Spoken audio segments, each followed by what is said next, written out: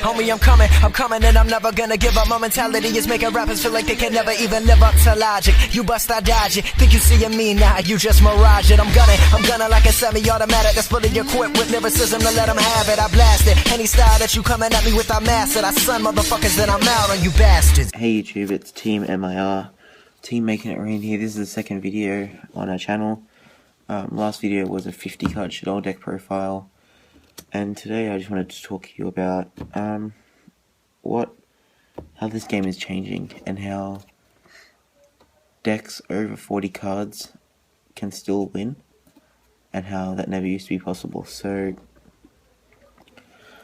I'm not going to say recently, about a couple of months ago, a YCS, which is, if you guys that are living under a rock and don't know, it's a massive event, Yugioh event, where a deck was won by a 60 card Shadol Burning Abyss artifact deck, and just the fact that it played 60 cards shocked everybody, because that doesn't happen. It's just generally known that you should play 40 cards, and I wanted to go in depth today about why that's not the case anymore. So through multiple percentage testings and stuff like that, people have figured out that if you're playing more Yu-Gi-Oh cards, then you have less chance of clogging certain cards. So for example, if I'm playing a 40 card deck, right, there's more chance of me opening, like, say, like 3 Mathematician, then because I'm playing less cards, therefore I have more chance of clog drawing certain cards and drawing multiples when that's not what you want to do. So if your deck has the capability of opening, well enough to sustain a game through multiple sources, then therefore you have the ability to play more cards and therefore clog less. So for example, because I'm playing 50 card Shadol, I have the ability to open any Mathematician, any Crew Bandit, any Sinister Shadow Games. Like, I can open any one of these 3 cards right here.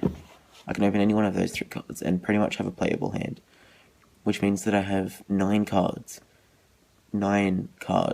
that get me an optimal hand. So if I'm playing a 50 card deck, then there's approximately a 1 in 5 chance, a 1 in 5.5 chance that I'll see any one of those 3 cards. And since I'm drawing 5 cards in my opening hand, that's a pretty good chance of me opening one of these cards and automatically having a live hand. There's also other options, like for example, you can open a fusion with 2 Shadols, or a fusion with a light and a Shadol. There's multiple different, these are just base cards that you can open to have a live hand, where there are combo oriented hands where you can open X amount of cards to have a live hand, or to even have a better hand than just a live hand. So that all comes with learning your deck and learning how to play. But this video is not going to be too long because it's not too much really to discuss, but I just think it's interesting how, for years and years and years, if you used anything more than 40, you were basically considered dumb, because it's just more consistent to play 40. You're going to see more of your better cards, which is 100% true. I'm not going to disagree with that.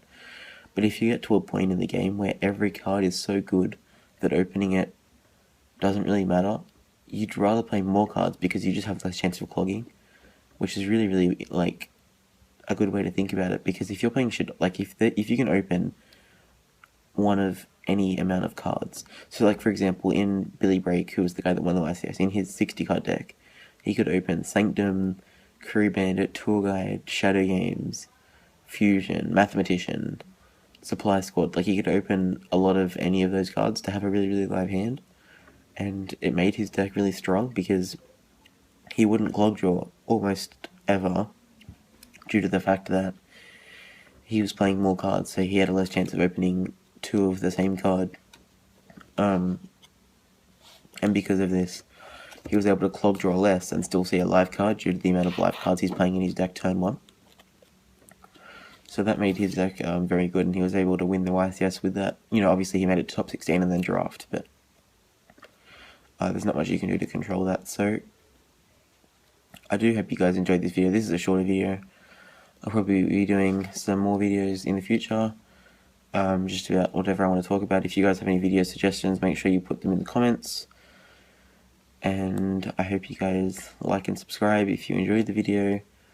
I'll be uploading a couple more deck profiles I recorded at my locals. It might be a little bit loud, the audio might be a little bit mental, but I'll try my best to fix that up for you guys, and I'll catch you later.